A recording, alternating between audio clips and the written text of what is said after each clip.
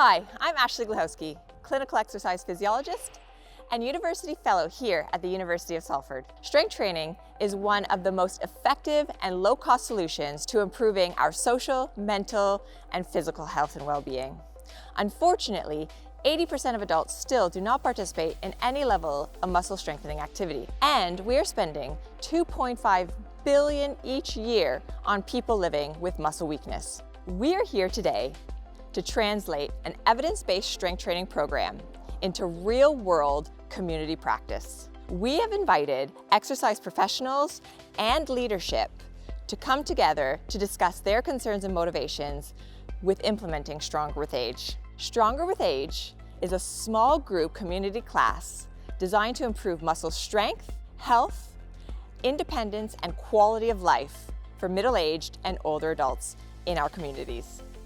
I've been very encouraged by today. One of the issues I work with people for 12 weeks, but then what do? Because, they can see some benefits, but the moment they stop being physically active or they stop exercising, they're going to lose those benefits. So for me, this gives me a real good exit strategy that I can signpost people to. Knowing that they can carry on that journey, it's quite encouraging really, and gives me quite a lot of optimism that I can help. Today's been really interesting. Our organisation is around kind of advocating for physical activity and movement and helping people to realise the benefits of that, and the strength element is one that's quite often forgotten about. So today's been really fantastic in terms of looking at what some of the solutions to that are. The fact that the leisure staff are here, that they're so open to be involved in the conversation, and there's lots of enthusiasm about this new way of working and how people can work together to really integrate that strength training for the benefits of the communities across Greater Manchester. I think it's estimated something like nearly 50,000 people in Wigan might be at risk of falls who haven't had a fall yet. So things like strength training, how you can benefit your health, how you can reduce your risk of falls, I think that's the bit we really need to change and make it so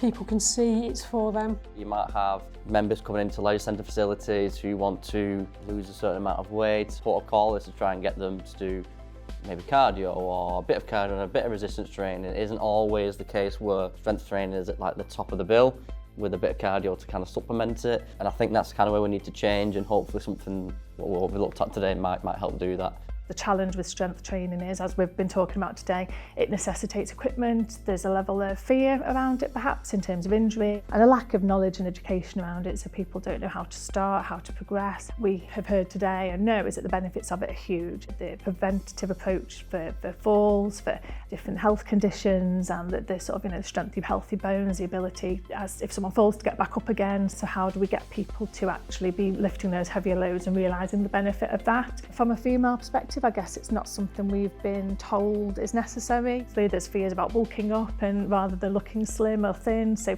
there's a lot of kind of narrative and messaging around it as well that I think needs to be tackled, as well as the education element. I would like to see a lot more strength-based knowledge implemented into the staff that work in the leisure centres, so they have the knowledge to be able to tell members of the public benefits of strength training. They've got them try and introduce some of those, free weight exercises or compound lifts, and it doesn't matter how old they are, they can at least try and do it. And ideally look at some kind of pilot scheme potentially where we've got a cohort of members in our centre, put them under a strength training programme and see what the results are at the end of it. I think if we went and asked to survey the general public, they might say yes, aerobic type exercise is good for your health, but they might not understand the health benefits of strength training, especially as you age. And if they did engage in some sort of weight training or resistance training, they might think I could only use light loads, lighter weights, when really they should be testing themselves, especially as they're aging. I don't think people understand the value of skeletal muscle. So maybe if we can promote that a bit more, and this program will help with that, we might encourage people to take up strength training. After analysing all this data, we found that the top 3 rated constructs for the Stronger with Age program were source, adaptability, and relative advantage. We are particularly proud of the ability of Stronger with Age to be tailored and refined in order to fit local context, while also providing a relative advantage, that is, an effective preventative solution for the health and well-being of community-dwelling, middle-aged, and older adults. Contextually, there was concern around staffing and timetabling.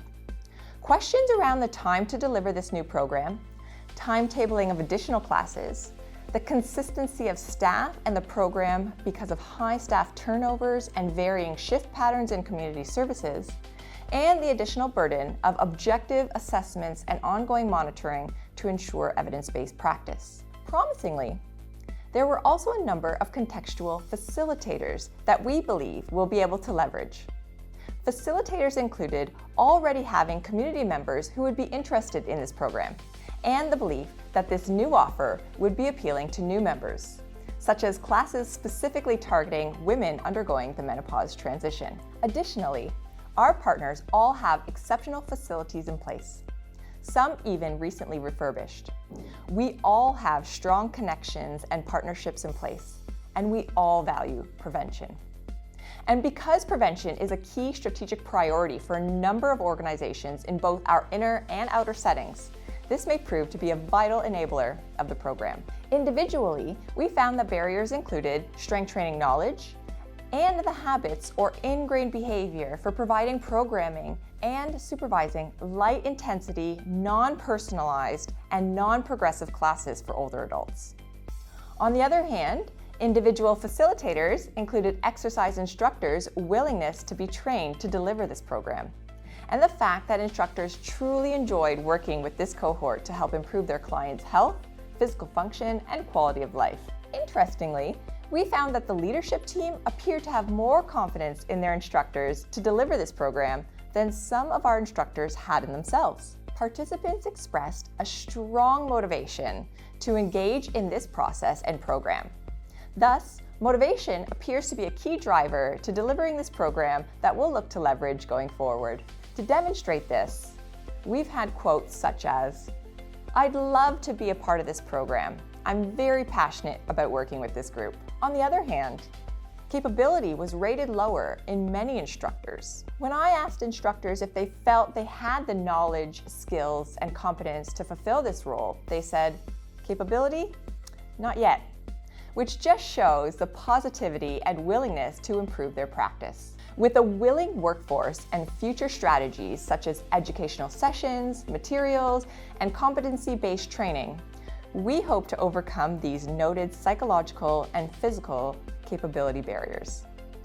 Most importantly, by undertaking this formative evaluation directly with the people who will be most affected by the implementation, we'll be able to better plan and adapt our innovation and implementation strategies for these real-world barriers and settings. We hope this leads to an increased potential for success and help us achieve our ultimate goal: stronger, healthier, more active and independent individuals and communities. If you're interested in reading more, please look for the link below.